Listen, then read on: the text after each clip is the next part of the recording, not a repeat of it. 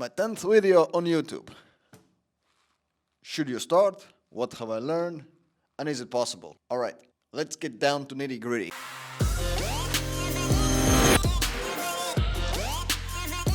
Alright, let's start and let's mix the order up. Let's start with what have I learned? I even have notes here. Why? Because I have noticed things, and those are the things what I would like to share, and those are the things what I learned.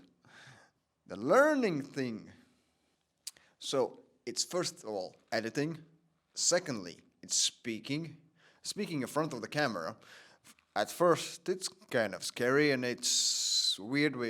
Should you watch on the side of the screen where's your LCD, or should you still stare at the lens? You definitely have to stare at the lens. That's way better than you at least are talking to the audience and you guys. But that's one thing you have to learn. Next is how to put it on YouTube. Then by editing, you see that your vocabulary aren't that great. I thought in the beginning, I'm damn great in English, and once you're in front of camera, things change, and things change sometimes for worse. But you learn. Once you edit your own stuff and you see and you hear your voice, you might not like it, but yes, you learn that your vocabulary kind of suck, your pronouncements aren't great since your English isn't the first. But you learn, and I'm sure it's beneficial for you. I mean, knowing English, that's kind of mandatory today. You want to travel, you have to know English, so this helps. Making these videos, it makes you think in different perspectives, and you have to learn how to tell story. So those are things what I have learned up to this point. Second is, should you start? Oh, definitely. All these points what I just described, those are great for you. Those are great knowledge that nobody can take away from you. And why not to start? What's the worst thing what can happen? You're going to put out something on YouTube and somebody's going to criticize you.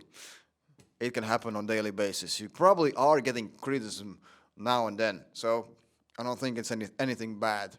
And also, from critics, you should learn something.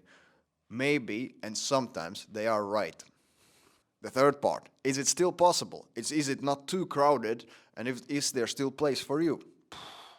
You know what I would like to say? I don't know who was first, either was it Nike or was it the Adidas, but either one, if one of them were second, probably they didn't sat down at the table and said like, but there is Adidas already who are making great shoes, sneakers, and so on. So we probably should think something different, create something else. No, there wasn't. There was like, yeah, they're making great. So it just shows that there is market for it, and we have to do it as well, and we can do it. So we will. So you should do the same thing. Don't be afraid to start. There's still upside for it. And beside you think the place is crowded, you might say to me, hey, but I still need a gear. And I will tell you, you can shoot it on your phone. All you need is a great story. And then you might say, hey, but I don't have a story. You know what? Everybody of us has a story. You just have to bring it out. Because everybody has a story. And you have to share it. So, if you want to start, do it. Tell your story, and it will learn you things, open new horizons. It might even end up as a great thing for you, so you never know. So my advice, start big and go balls to the wall. I mean, as the saying goes, shoot for the moon. Even if you miss, you end up among the stars.